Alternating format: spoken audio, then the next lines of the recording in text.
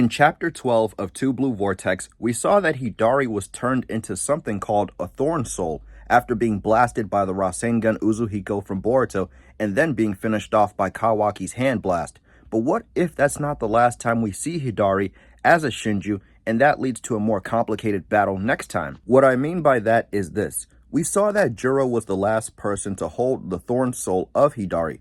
Now, what if he retreats or sends Hidari back through the claw marks to be reassembled back to himself?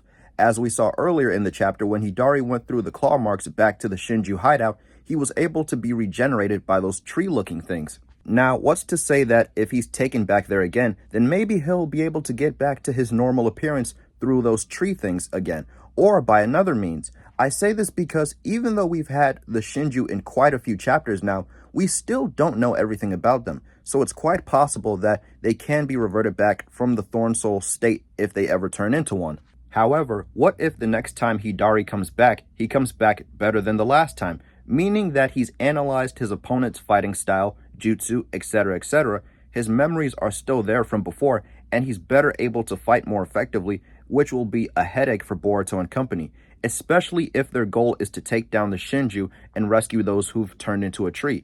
And on top of that, we still have Jura, who's pretty much at this point in the story the big bad for now, and is being presented that way for a reason. It's clear that he's going to give Boruto his biggest challenge whenever those two have their fight. And if you add a freshly restored Hidari, who's not the same as before, but an even better version, then it's going to start looking hopeless for Boruto unless he pulls out another OP jutsu, or Kawaki, Sarada, Mitsuki get a massive upgrade in their powers quickly enough to help him out. And if this can happen to Hidari, then maybe it's very possible that it can happen to other Shinju as well. So it puts extra pressure on them to make sure they capture the Thorn Soul before the Shinju get their hands on it. Because if they do, it'll just be a reoccurring cycle all over again until the Shinju are the ones that come out on top, which would go against Kashin Koji and Boruto's plan. I think that this not only adds pressure to the characters, but it gives more lore to the Shinju, and other questions arise from this as well.